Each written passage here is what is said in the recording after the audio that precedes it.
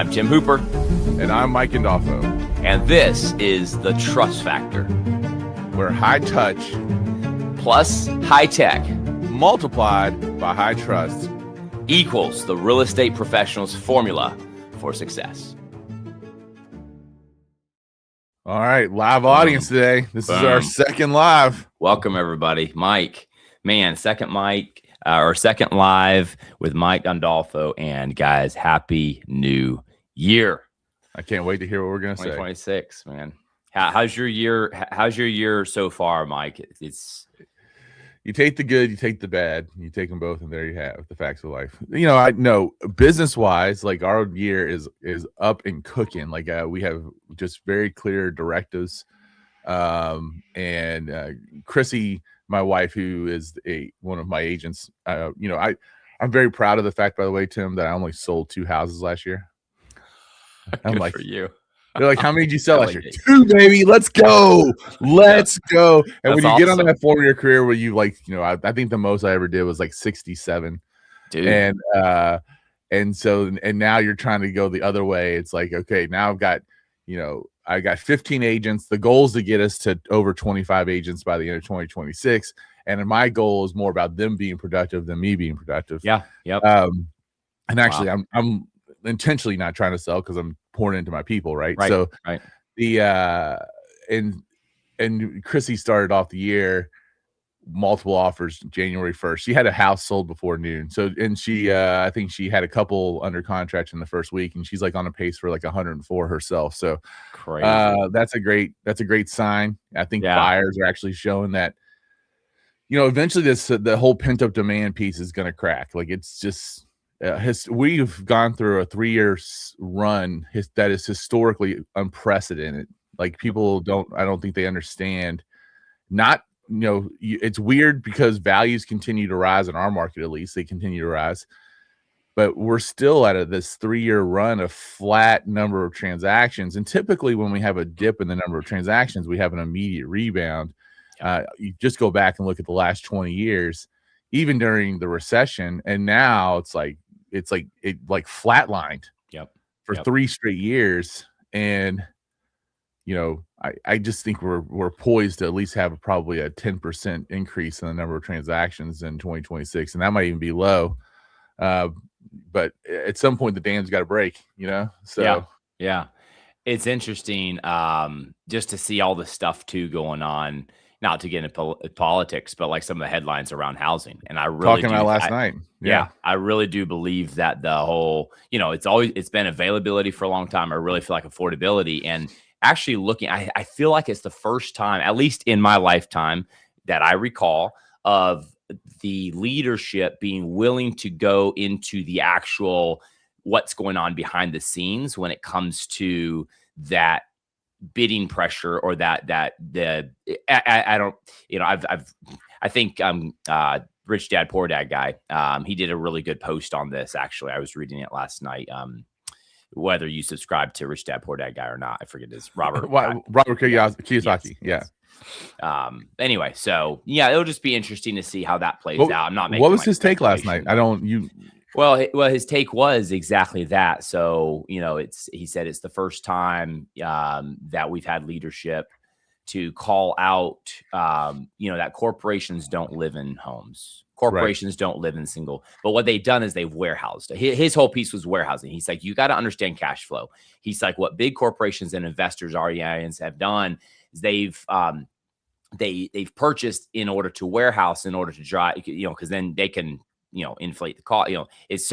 What you have is you have single, new time home buyers like my sister, who just turned 23 and wants to buy a home, and she's calling me for advice, and she's like, I can't even, like, Tim, and I kind of been like going back to my 2007 head when I bought my house. I'm giving her some advice that's actually kind of old. I mean, it's still good advice, like save up this amount, like put this amount down, control your variables. Don't invest in all the little things that you could totally buy later. Like, a lot of people will, you'll come fully for, I could get my furniture financed in my loan. Don't get your furniture financed in your loan. Get the basic, like start basic, get in the game, and then let it go from there. So I was giving her those sorts of like those are timeless dips. But as far as and then she was telling me the what she was like looking at, and I was like, wait, wait, how much?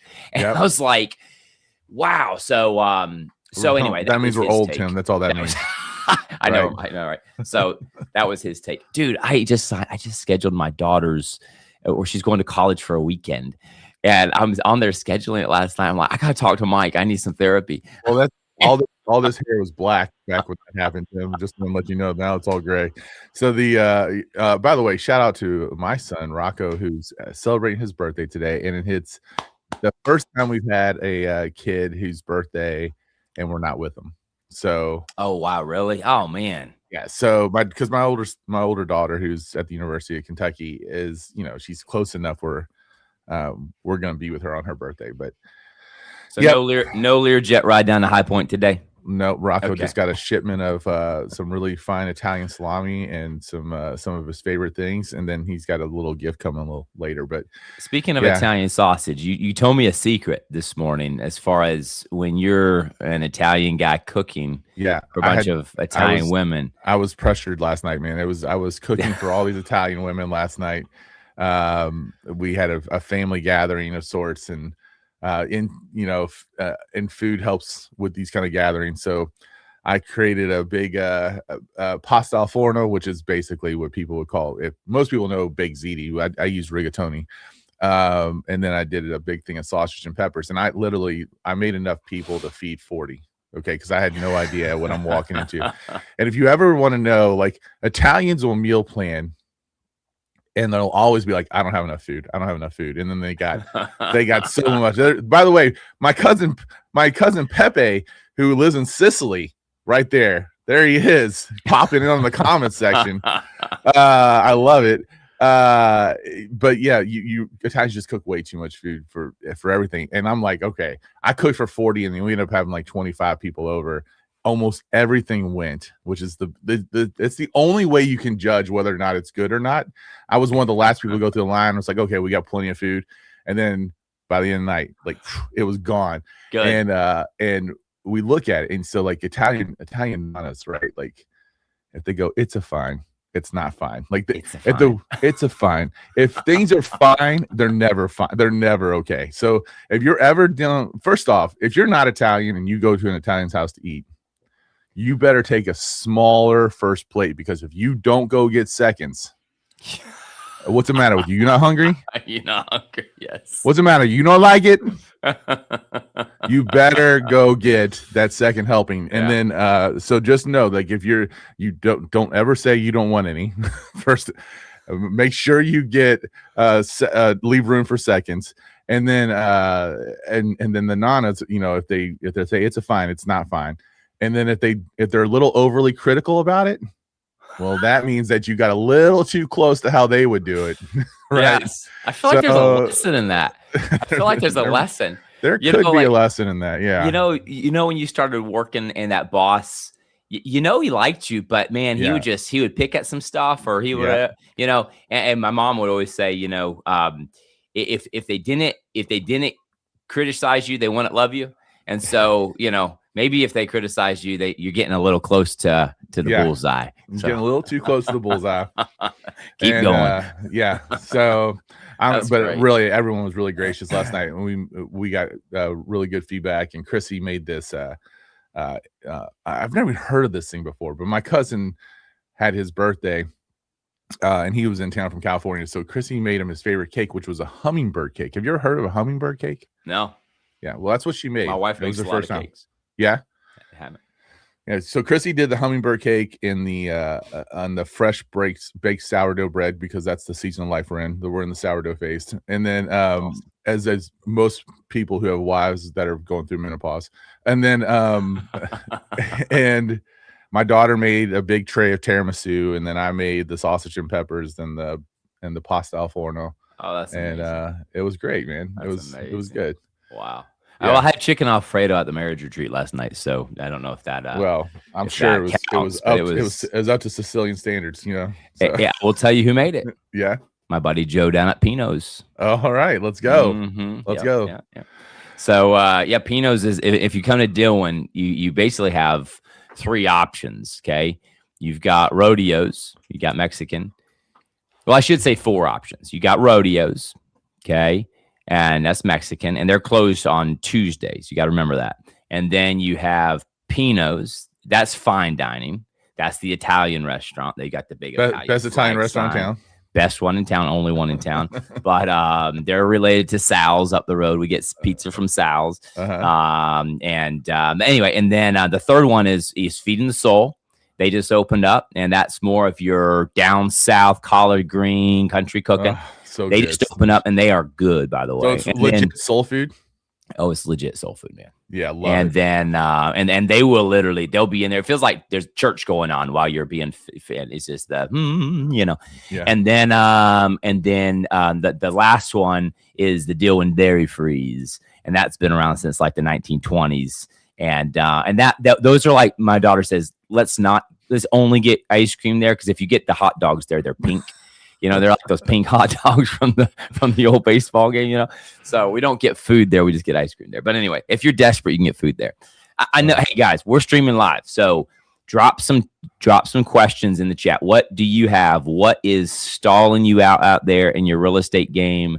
What questions do you have? Mentally, we're in a new year. Mike, let's kick this into high gear. What are you grateful for in 2026? What are you grateful for, man? Man, I think I'm grateful that I got to spend my my New Year's with my board of trustees. So like, if people don't know, I don't think I've talked about this a ton on this group. You've met with them, most of them, Tim. But I got a group of agents from we're all from Commonwealth states, so we call ourselves the Commonwealth Club. I did not know that. Yeah, that is so cool. So Kentucky, Massachusetts, Pennsylvania, and Virginia are the Commonwealth states. And so we're all brokers. Actually, Tim, when we started this thing in 2016, I was the only person who was a broker owner, and now everybody's a broker owner. Okay. And so ringing in the new year with those guys, I was really grateful to have, like, you got the people that you're chasing goals with. Yep. That you're again, I don't say holding each other accountable. We talk about holding each other capable of going after and achieving our goals. And so I got to ring in the new year with them, and that was a really awesome thing. What about you? Powerful. And you all went, like destination get together. That was pretty powerful. The best. What's better than having a house, a vacation house, is having a friend who has a vacation house. So we have a good friend who is Commonwealth Club adjacent, and she was all about having us there. So that's awesome. For me, it's just real quick. It's now, I was looking, Mike, and a memory popped up. My wife shared with me, and it is it popped up on social media. And I know that the next question coming in is on social media. This is a perfect tee up. So, so she posted 8 years ago on social media.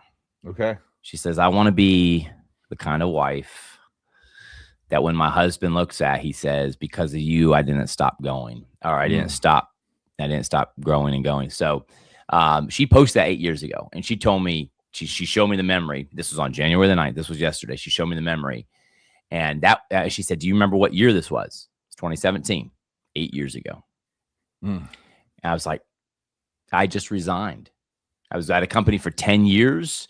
Honestly, Mike, a little afraid to walk away from that security and step into entrepreneurship. And I resigned. Yeah, I got to the point where, like, I felt like if I didn't resign, it was literally I heard the voice inside so clearly if I didn't resign. And she stood right next to me and said, "We're going to be just fine." And I'm telling you what, when you have a partner that goes there with you and willing to go up, to trust me, I went 3 years and failed. I failed miserably, failed forward, but failed miserably. Then there it is. There's the look at that. Look at that. That's awesome. That is so cool. You found that. So listen, and she said this. She says, honey, she says, I wasn't the woman back then that I would have said that about. She says, but I am the woman today. And her journey, right? She's been through so much. And I'm telling you, like, she stepped away into my unknown in entrepreneurship, and then went through all of her own journey of growth, and then cancer 2 times. And I mean, now I'm sending this book out like a dozen times a week to people who write in and say, my niece was just diagnosed with cancer, or my mom, or whatever. And we're putting her book in the mail, and it's like, the first page, you better grab a box of tissues. But like, and now she's working to go get like full-time, big time published. working with a coach out of Chicago, and like she gets off those calls and just like, and I'm like, who are you? You know what I mean? So like sometimes your step of faith, not sometimes. Let me back up. Your step of faith is never just for you. I firmly believe that. So happy New Year. I'm grateful for my wife. I'm grateful for the people like your board of trustees in our lives who hold us accountable and who are there for us through the thick and the thin. Hold us capable. Hold us capable. Right. I love it. Yes. All right. All right.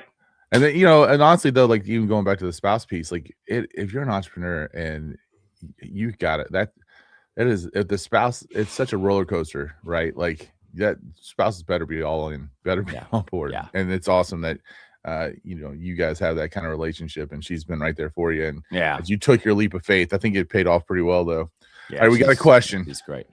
We have a question. Again, if you have a question, just drop in the comment section, whether you're watching on YouTube, Facebook, or LinkedIn. It should pop up on our little thing, and then we can answer your question live on the show. We really don't have much of an agenda. I think if we don't get a whole lot of questions, we got some things that we can talk about. But we're hearing, how do I get off the social media treadmill and stop doom scrolling? So this is the question that we've got first. It's really interesting, Tim, because you know, we're all being told about how important it is for us to be on social media and whatever else, and it's like, hey, you got to be on social media. Oh, and by the way, like it's not okay just for you to post on social media. You got to go in there and interact on social media. You got to make sure it's a two-way street. So how do we control that so it just doesn't start to turn into this whole doom scroll thing? Yeah. That's great. So how do I get off social media treadmill? When I hear treadmill, I think of out of control. Because when people use the word treadmill, it's you're at a pace that you feel like you can't control, or that is running you into the grind, like it's grinding you down. So number one, I would say if you listen, you got high intensity interval training. Like I love doing it. It's how I grow to run marathons. So when you're on a treadmill, you speed up at times and you then slow down at times. So think about your coach with that, you know, she has the smile on and you're not, you're like, ugh. She's like 3 minutes. All right. We're slowing back down to a walk. And I think that a lot of real estate professionals, we're not driven by a plan. Like we don't have a HIIT plan for social. We have competition for social. And so I really believe when we say treadmill, when I unpack this with teams, what happens is they're looking at the competition and what the competition's doing, and they feel this pressure to, it's 8:30 this morning and I have nothing to post about.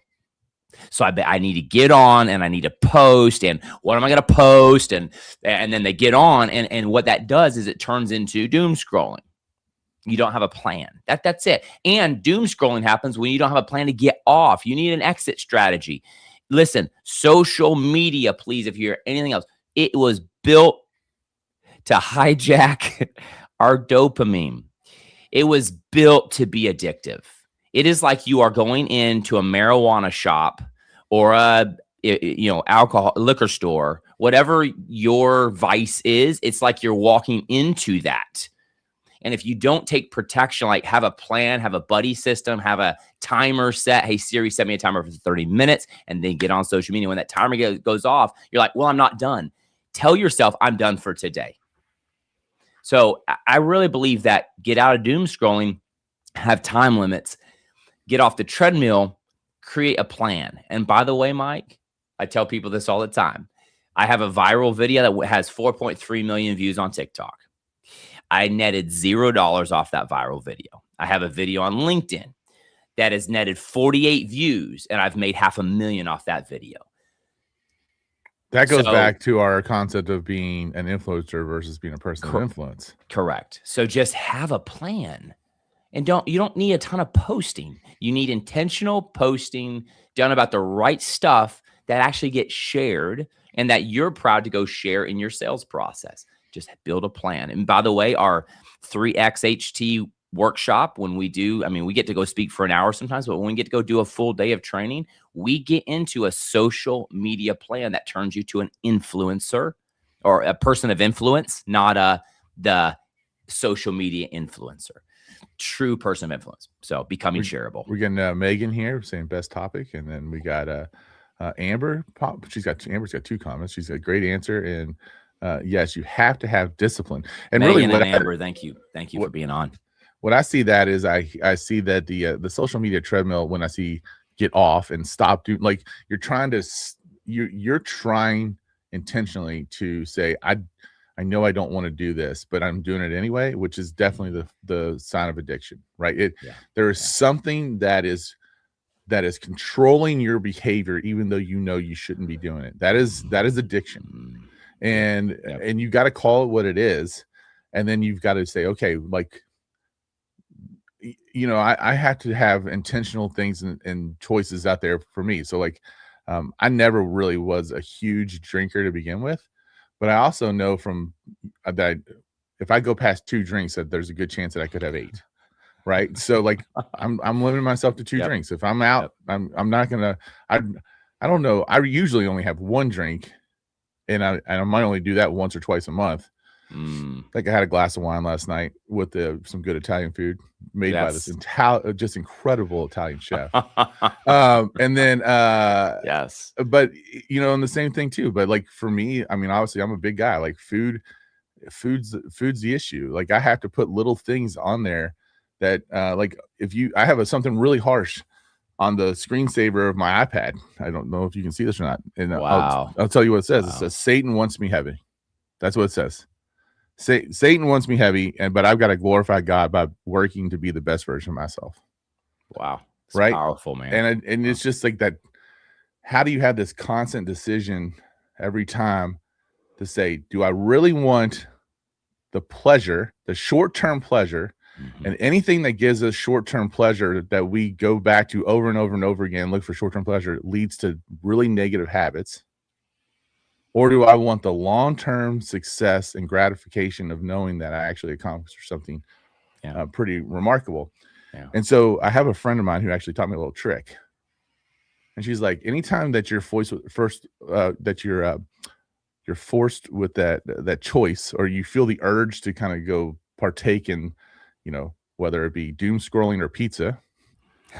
That's a great comparison. I think. Just take your fingers and close your eyes and take your fingers and just rub them so slightly that you just feel the ridges. And it has a way of like clearing your brain and clearing your head. And you can just say, hey, okay, you know what? This is really what I want. And I'm going to pick up a book instead of doom scrolling. I'm going to go listen to a podcast. I'm going to do whatever else that I want to do to invest in my side. We got Zakaya popping into. My problem is I don't have discipline. I wish there was an easy way to start to train yourself to have a lot of discipline. That is a great statement, Zakaya, and I thank you for being here. Mike, do you mind if I start off and then go for it? Yeah, take this one. Well, I think we can maybe show what I created on using the AI. We can kind of let's segue into that. That's perfect. Yeah, but you go first. I think when it comes to discipline, first I'm going to give one quick. Hang on, real quick. I'm going to grab this off of my bookshelf. Yeah, this proves that this is alive, and we have no real plan today. This is going to go where it's going to go. We are not AI clones on today. This is not an AI clone. What is the password? I know my team is actually sending in that question because we got that from a workshop this week, actually. So this book right here, Holiday. Let's go. Discipline is Destiny. Okay. This is probably the best read on discipline, Zakaya, that I've ever read. If you can, and I'm big about this because I am guilty of having 1,000 books and having like that much inside the book read and then moving on, hop into the next book. And this was the book I decided, I think it was 3 years ago, my word for the year was discipline. And so I went out, I said, like, what are some of the best books? And I enjoyed listening to Ryan Holiday. So I already enjoyed him. I enjoy the Stoic philosophy. I'm not a Stoic, but I believe probably 99.9% of what Stoics believe. And so, so anyway, I grabbed his book and I said, the only discipline this year, and this was kind of a freeing thing, was I'm not going to have a big old stack of books to read. If I only finish one book this year, like finish from cover to cover, it's going to be this book. So I ended up every airplane that year. I decided every airplane I was on was not connecting to Wi-Fi. No Wi-Fi connection on an airplane. I would only carry the book. And just on airplane rides, I finished the book. And as you can see, I mean, I can take you all the way through. There's notes all the way to the back from the front, just for capability and accountability, holding me capable. So you are capable, but I would pick up this book, and I'm not going to just delegate to Ryan my answer. So here's my response. Everybody has discipline. Like, we're disciplined in something. A discipline just means it's something we practice. So every one of us practice something. Some people practice laziness really well. Some people practice distraction really well. So I feel like if you understand every one of us are disciplined, you actually can do discipline well. But the problem is when you put comparison in there, it's like, I want to be a broker owner. I want to be like Mike. The problem is then we don't look at the 15, 20, 25 year, or I want a marriage like Mike and Chrissy have. Well, I don't look at the 25 years of hard work. I just look at what I see on social media and the image. And that comparison kills the discipline that I need. And actually, the discipline I need for a great marriage today is actually not that hard. It's I need to practice things that my mate or my significant other values. I need to practice things that make that person a better person by looking out for them, by being selfless, by being sacrificial. And it's not these massive, big sacrifices. It's the little, small, daily practices of being a good mate. So the same thing in real estate, what I find, people go out and buy massive amounts of leads. They have no plan for working. They just buy because they subscribe to something that says you can go from 0 to 60 in like 30 days. And really, they subscribe to it because they don't have the discipline. They have it. They don't have they do have the discipline because they just subscribe. They have more discipline because they just paid money when they didn't need any money to have the actual discipline to go build practices, like daily practices that they were going to do. So with that, Mike, I'm going to literally tee you up perfectly. What does how do you go build the practices? Yeah. That generate the discipline in your real estate business? So you said something just so brilliant that made me think about this. And so I just Googled real quick the definition of discipline. And this is what it came up with. Controlled behavior resulting from training. So like you're training yourself to do whatever discipline that you just mentioned, right? Whether it's, hey, I'm disciplined at binge watching something on Netflix. I'm disciplined at doom scrolling. I'm so disciplined. If you could just say that, it helps you. I'm right so away. disciplined at doom scrolling. It is unbelievable. Right. But it's a controlled behavior resulting from training. And I think, listen, at the end of the day, like we get the people who get in this business generally because they don't like having a boss, whatever else. There's an aspect of the freedom of schedule that kind of, and so I think that your question, Zakiah, is so rampant amongst our profession, right? And especially in the lenders and the realtor world, they feel like they don't have the discipline. They know what they've got to do, but yet they have trouble actually doing it. They have trouble being consistent.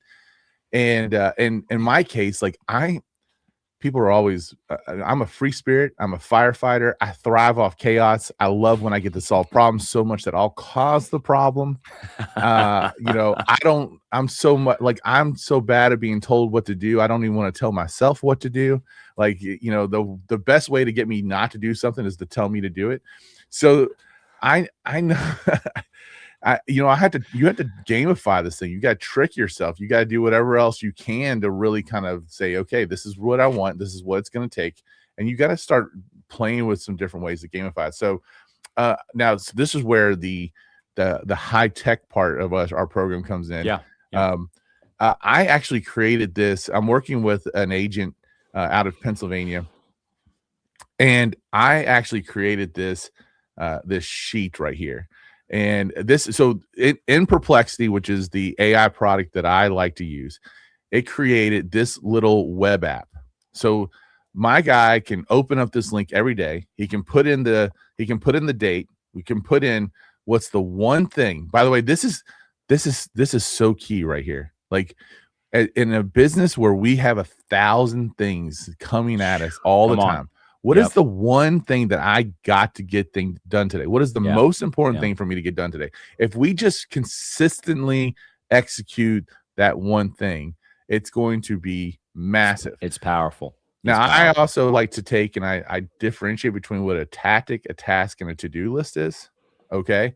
So a tactic for me, so you can see 3 key tactics. A tactic is something that you said, hey, I have a goal, and these are the things that I have chosen that are going to take me closer to achieving my goal. I've got to do, so this is a way of prioritizing. A task is something that I said, you know what? These are the things that I determined are critical for me being really good at my job. But I determine what those things are, right? We're all basically self-employed. So I determine that these are really important for my job. Lots of time there's lead generation stuff in here. We all know that you're going to be as good of a realtor and a lender, depending on how well you can generate a lead. I got my appointments down here, and I control a lot of that. And then my to-do list is all the way down here, because the to-do list is not stuff that I choose. It's stuff that other people put on my plate. And then I can say, okay, this is done. I delegated this, I deferred it, or I deleted it. And I've got a little checkbox right next to each one. Now, the magic of where I'm really, and there's been mixed reviews, but I have the benefit of having a personality assessment that through Buffini and Company, they call it the Real Strengths Profile. If you're a Buffini person, you've had this, and it's gold. It's one of the best parts of their membership, and you can get like a small free version. But it will tell you, like, I'm what they call create finalize. Like, I do not have any execute my profile. That's why I love the 12-week year. I have to get into an execution system to overcome my faults, right? And there's this technique called Pomodoro, the Pomodoro technique, which is basically like a little timer. And I need to have the start and the stop have got to be very close. So the start line and the finish line have got to be very close together, so that there's not a whole lot of execution time in the middle. And so I basically just have to break down these blocks. And it's like, okay, here's what has to happen in block 1. And if I can check off all those things, well, I created it and I completed it. Block 2, there's a 5-minute break. Then we go into another 20 minutes, and then we do a 5-minute break, and we go to another 20 minutes. And then finally, the final break is 45 minutes with a 15-minute break. And then, by the way, then I'm checking my email and I'm checking my messages. There it is. I'm turning off the notifications. Right. Yep. I think that's so important too. The reactive work has to go last. And what is reactive work? It's the work I didn't plan. I did not plan today. Now, that's where I believe, like in having business hours, setting that expectation with your clients. It just helps to turn the jumpiness of your brain off. And Mike, you said it, like, you have to have that system to overcome. You're not broken. You're not flawed. Like, you have distraction happening. And by the way, it's not any of our faults. It's all of our problems. We live in a highly distracted world because, I mean, let's be honest. How many channels of communication do we have today? Like, social media, at least 3 or 4 right there coming in at all times. By the way, social media, nobody calls you there when they're like needing something urgent. So turn those off. You go to those channels, even the direct message channels. Nothing is burning down there. If you have not established a phone number for your client or your prospect to call you when things are off, then you need to set that up in your process. But turn off the social media, all notifications on social media, and only engage with social media during your time block. And some of that could be deep work time block, where you're going to go DM somebody on social media as part of your sales outreach. Perfectly fine, but turn off the notification. Then we have like personal email, iCloud, Gmail, old Yahoo, old Hotmail, AOL, ATT, whatever it is. And maybe we're working a part-time job still as we work into real estate. So we have that. So you just have all of these channels coming at you. You're distracted. I am too. Mike is too. So you must have a system, and having business hours, or having what I call it's an out of office, whether it's an out of office on or not. Think about the out of office. When you worked a job before you stepped into real estate for more freedom and found it wasn't, because my discipline was there, but it was in other things like pizza. So picking on the fat guy. You want more freedom. Freaking marathon runners. You want more freedom, right? And so it's okay, when you worked this job, you stepped out for a vacation for a week. You worked real, and Zig Ziglar always used to say, everyone's the most productive the day before vacation. You're like, you have the end point, the start and end point are close together. It's like you got up on Friday, so you just cleaned up the inbox, you delegated, you weren't even afraid to like piss people off. You were like, I need this done, do this. That you were no procrastination, nothing. You got it all off your plate because you were like, I need to just feel good when I step on that cruise ship. Perfect. Awesome. See how it works? Then you turn on your out of office, and on that cruise ship, you didn't think of a thing. You had a team, you had this and that and the other. And that's the other thing not going for you is sometimes in real estate, you get in, you don't have that team. So here's the deal. For your deep work, turn on your out of office on your email. Just have it standardized. I'm with a client this morning. I'm with clients this morning. I'll get back to you as soon as possible. If urgent, text my cell phone here, urgent, and I'll call you right. I'll try to step away and call you back. If you had that message alone and I was your client, I emailed you something like, hey, I need, I want to look at these lists or whatever, and I got that, would you feel in your head pretty confident that I have now a clear way to reach out and say urgent, something's burning down if it's urgent? You would say 100%, Tim. With this same strategy, I have coached high-performing real estate agents into checking their inbox only 2 times a day. Only 2 times a day. And you're like, that's impossible. It's very possible. It's just, do you have the discipline to practice something like that? Yeah. So again, buffer blocks by the way in our system, but and I agree, 2 times a day. Like after I've done all the most important things that I've got to do, I'll check notifications, and then right before the end of the workday. Yeah. Yeah. And you and I had a conversation earlier this week too that I think is very poignant to this conversation. We were talking about compartmentalizing our devices. Oh, there you go. There's some high tech for you. Yeah. Take your email app off your phone. Now, this is where I hate the fact of I hate the fact that we have. By the way, Zakai's just asking about the tool I just showed. I'm Tim, when we got this whole call set up and I had it all set up and I was working diligently, and Tim was like sitting in the back watching me just work diligently, and I didn't even know he was there. It's because I was working on how to come up with a generic prompt for you all to be able to create this, and it's free. We're going to share it with you for free. Tim, tell them what they got to do to get that prompt. Yeah, so on the screen, right on the screen, you should see that QR code that takes you over to our Substack. So get subscribed to the Substack. And Mike, when is this? Is this one dropping right away? Yeah, it's live right now, so it's going to be on. Yeah. So by beginning of next week, in Substack, that prompt will. I just got to fine tune it a little bit, and then just fine tune it. Beginning, just get subscribed to Substack, and then you could turn on. I don't turn on notifications for Substack. You'll get bombarded, but turn on like an email. Like make sure you subscribe, and then just say yes for emails, and then you'll actually get every time we drop an article, which every show turns into an article with the takeaways. You'll just get that email like Trust Factor X, and so.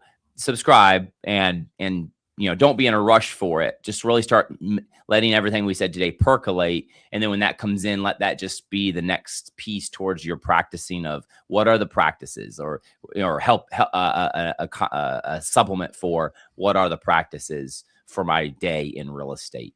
And one last thing I wanted to say too, when it comes to discipline and setting up the day. Some people say, well, I'm just starting out, I'm not with clients. If you have an out of office, like I'm with clients or whatever, here's what I strongly believe.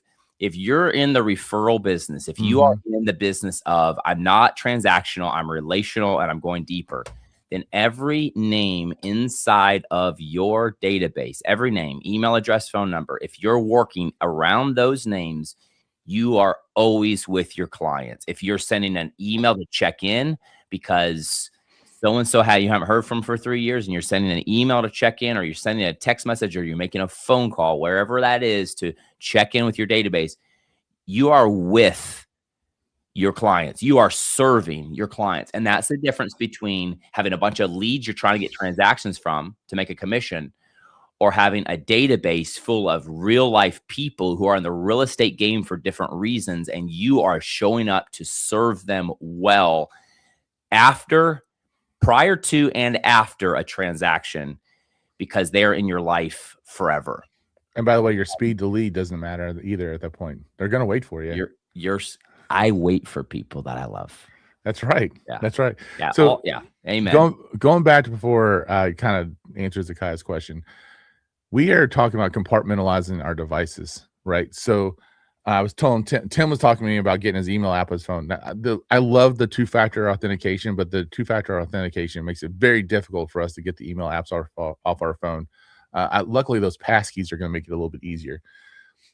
Maybe I'm going to start signing up for things with an email address that I'm only using to log into the things, and that's the only email I have on there, whatever it is. But I want to get my email off my phone. I want to get anything off my phone that because with my phone, I'm checking like in the moment on the fly, and if it requires a deep answer or something, I'm just really kind of making sure it's going to drop through the cracks, right? Yeah. Then you're reading it. Now you're thinking about it, and you can't work on it. Just think about that for a second. Whenever you get something in your head that you can't complete right then, and how much of our email we can't complete right then, it just stays up here. It stays in your brain. It clouds you, and you can't be fully present. So why would I do that to myself? And folks allow me to do that to myself all day long. And maybe with this iPad here, maybe this is the only thing that has my social media on it, right? Like that way I know that picking up my phone, social media is not an option, right? And so I just think that there's some benefits to really trying to compartmentalize your devices. So okay. So how do I reach out to people in my database who, all right, first off, we're going to talk about something right now. They will only use someone else because they don't use me. They work with me. So I will not let someone say that they used me ever. So how do I reach out to people in my database who worked with someone else? We're going to put that out there. And words matter in this case. And I'm a big believer. Like me and my preferred lender, Brian, we always talk about that. Like you can go use a tool, but you're working with a professional.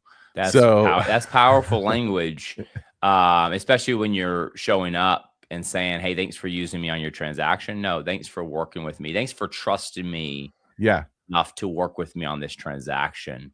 So again, high touch.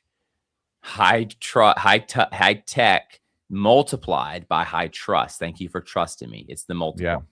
So, Mike, my team threw this in here because, and I asked them because during a workshop, this question came up. In fact, on Monday, I'm doing a training that digs a little deeper into this question with another group. And, so here's what I strongly believe. Can I ask a clarification? Yeah. Are we talking from a realtor side, lender side, or title side? Or do you don't think it matters? This came from a real estate agent, but I think it applies to. It could be a title company. It could be a mortgage company. It could be a real estate agent. Okay. So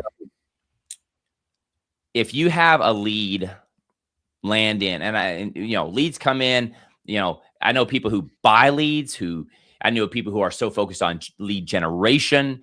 And then I know people who would lean very heavily into the referral, always asking for the referral, working their referral network, showing up consistently, and they're working referrals. And so wherever you fall in the like lead spectrum, when a name comes into your CRM or your Excel spreadsheet, or however you track the names of people you're working with, and hopefully you have some level of tracker there. If you're starting out, I would highly recommend at least having an Excel spreadsheet with first name, last name, phone number, email address, and a notes section. At least just start there, because you can always import that into a system. I see some people get a slick system and then procrastinate because they're trying to figure out their system and get it just all perfect. The only perfect thing you need is being able to pick up the phone and just call and say, "Hey, Mike, how's it going? How are you?" Just talk, just be human. Okay, so besides the point, if they land on my tracker sheet, okay, there's somebody that I should say I care very deeply about helping in this real estate game. My belief is this: if they choose somebody else, I have a couple of things I can look at there. Look at my sales process. Do I have a nailed down sales process where when somebody reaches out to me, I'm calm, I can ask a bunch of questions. I can really lean into learning about them. And then I can just spell out what happens next for them. And is that process easy, clear, maybe even has some delight in it? Like, I can look at those metrics and figure out my sales process. And did I own it? Did I set expectations properly? Did I tell them what's next properly? Did I ask for agreement? Does that sound good to you? And did they agree? If I can't answer the sales process, then I probably lost them because I didn't have a clear process. So I need to go work on the process. But if I had a clear process and I know everything I was working and they went away, then usually what happens is they were working with somebody already, or they knew somebody already that they had a higher level of trust with. They knew them deeper. And they reached out to me maybe for a second option, or they saw my name, or maybe their real estate agent was on vacation to get back to them. So they called me, but then that person got back to them and they're like, well, I'm very comfortable already with Mike. So here's what happens when they don't work with, look at me, changing my language already. When they don't work with me, oftentimes I take that as rejection. It's not. One of the best times to reach out, and then Mike, I'm passing this to you. One of the best times to reach out to somebody in your database that's landed is when you just saw on Facebook that they closed with your competitor. The reason is, and I would mark that one down to check in 3 months right away. First, I congratulate them. I text them, and your text might be 2 months old because they stopped. They ghosted you. I would text them and say, hey, I'm good friends with Mike.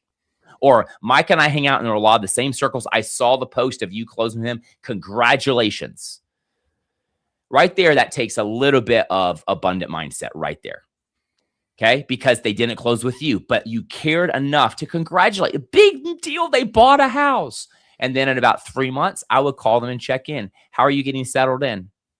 Did you check out that YouTube video I sent you about the best places to take your kids and as you get integrated into a community that I created for people moving here? Did you check that? Can I send it to you? Because here's the deal. Their real estate agent, and is probably 90-something% of real estate agents, 91%, I think, are very transactional based.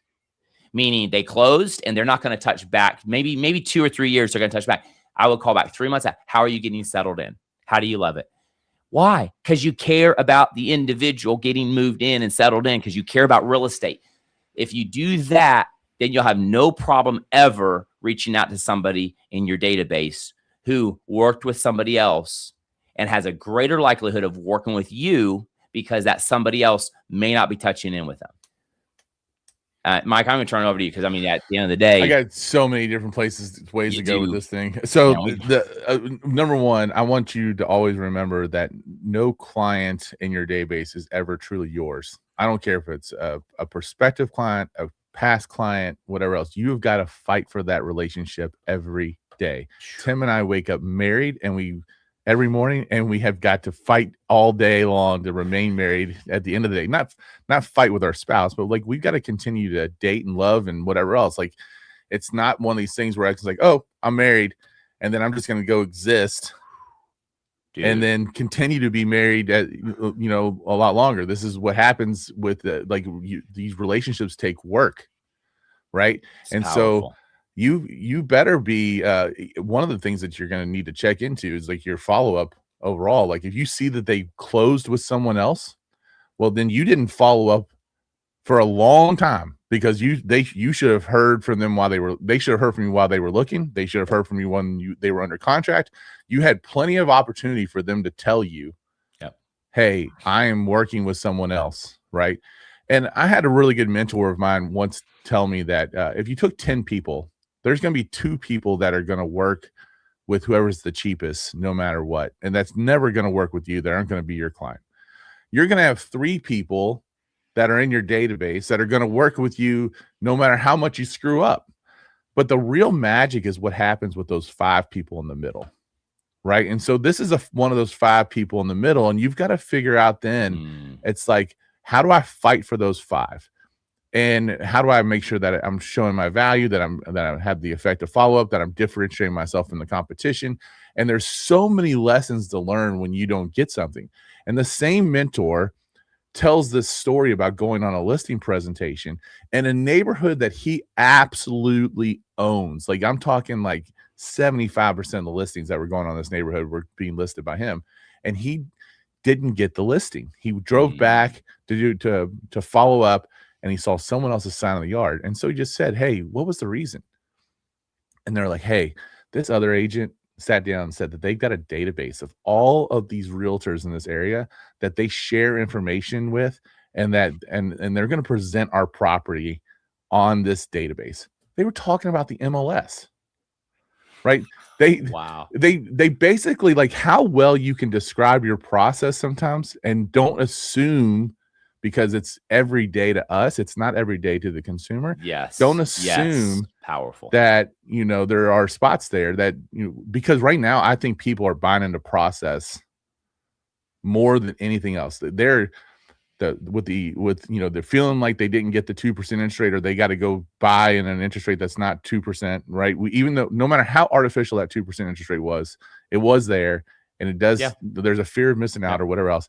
There's so much fear in making the transaction happen right now. Prices seem high.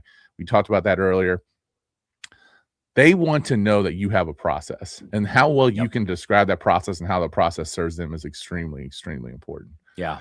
And I would also recommend reading The Full Fee Agent.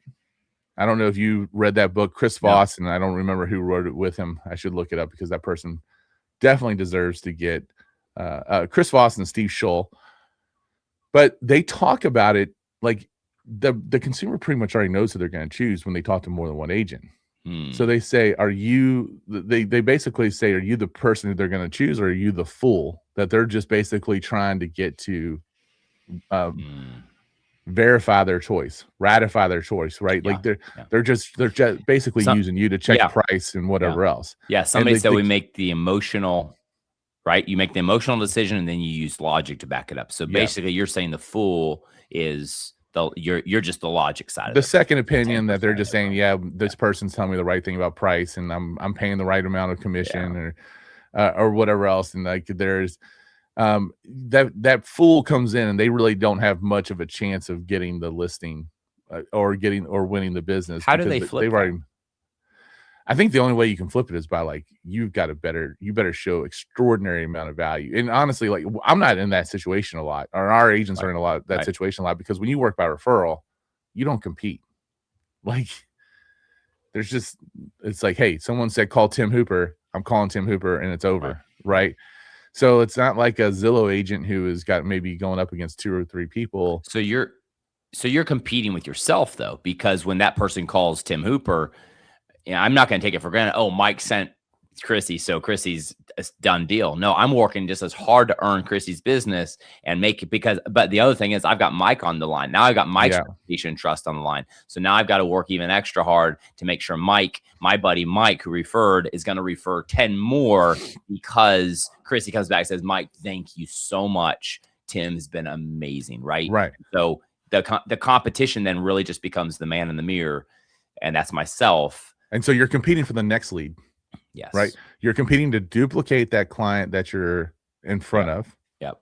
And then you're competing. So just like you said too, like, when I get that opportunity to serve that person from me, now I got another person who can refer me, and they're going to go back and tell the other person about how thankful they are to get referred to me. And then that validates the referral, and that makes that person want to refer me again. Right. Because they're like, oh man, I can be helpful. Like, people love knowing that they can be helpful, and especially when they know it's a guaranteed thing. So, like, delivering on excellence, but I can deliver on excellence because now I'm not chasing leads. I'm attracting people. Yes. So it's this, like, just perpetual cycle. But in that sense, though, there's still people who work by referral who have names in their database who, their brother became an agent, or, they lost contact, and all of a sudden their kids on a soccer team with another mom or dad who's a real estate agent, and they develop a relationship with that person. Like, you've got to fight for those relationships. And sometimes, by the way, they got to work with their crazy brother-in-law,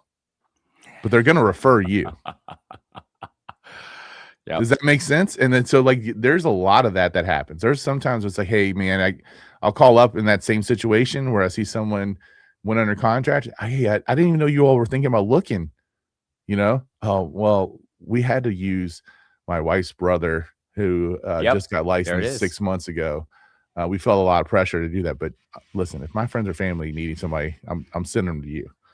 You know, and sometimes that's real. So, and by the way, databases are like things of our bodies of water, right? I don't want to be the Dead Sea where everything is stagnant and starts to smell bad. Relationships are going to flow in and relationships are going to flow out. Yes. It's just the nature of how it's going to go. And that's how you keep a vibrant, fresh database. Yes. Yes. So that's powerful stuff. We are right up at time. We are right up at time. This has been fantastic. I want to thank everybody who joined. I want to thank the questions. Mike, I'm going to give you one fire round question because, again, we talked about high touch. Yep. Throughout the transaction, human, show up. Don't overthink it. High touch. We talked about high tech. And at the end of the day, technology, segmenting some of your apps. Don't be all plugged in. Turn some of the notifications off. We're going to do an AI fire round later this month. So get subscribed to the podcast on YouTube. And we do AI fire rounds from time to time because AI is the new platform of technology. I truly believe your laptop will go away someday.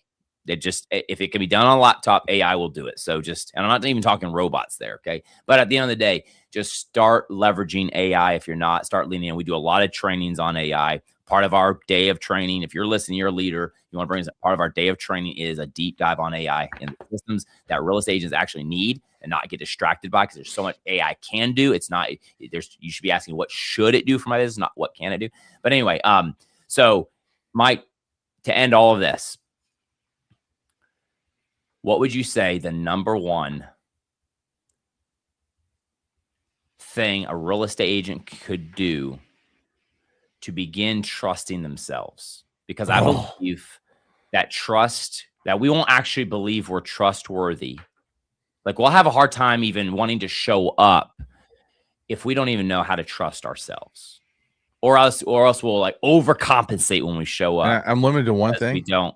It's going to be a hard one to do in like one quick second, but like, what's the number one thing to begin trusting yourself? Commit to personal development. You're never going to out-earn your level of self-esteem. Commit to personal development. I love what you just said, though, too. Self-esteem and personal development, they go hand in hand. Yep. They go hand in hand. I would say that's a Jim Rohn quote, by the way. Is it really? Yeah. Awesome. Yeah. Awesome. Never stop working on your self-esteem by working on your self-development. I'd say for me, just to flip this, is talk less. Listen more. Listen more. And because what I'm realizing is when I talk, there's a proverb that says, in the abundance of words, you can find sin. And it doesn't mean like sin, like some big thing. It just means you basically, when it's like, oh yeah, absolutely, totally, I'll do that for you. You didn't need absolutely and totally. You just needed, Mike, I'll get that done for you. And just be more calm, more purposeful, and speak less. And I'll tell you, Warren Buffett said, the most wealthy people say no to more than anybody else. Yep. So that's what I mean by saying less, actually also saying no, so that you can actually go do the things you committed to do. And that's, for me, I'm talking personal experience. That is my goal this year, is to commit to so much less so I can do the things that I'm supposed to do and committed to do and called to do and divinely anointed to do better. Love it.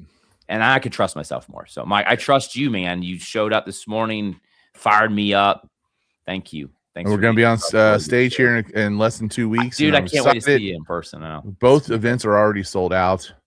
Yes. The high demand that we are. So there we go. This episode will drop immediately, but episodes drop every Wednesday. And, keep on bringing in the questions. We're here to make you better. Yeah. Let's go. Thanks for being here, guys. See you, Tim. See you, Mike. The Trust Factor podcast is available wherever you get your podcasts. You can even watch us on YouTube. And subscribe to the channel so you can comment and drop your questions and share it with your team.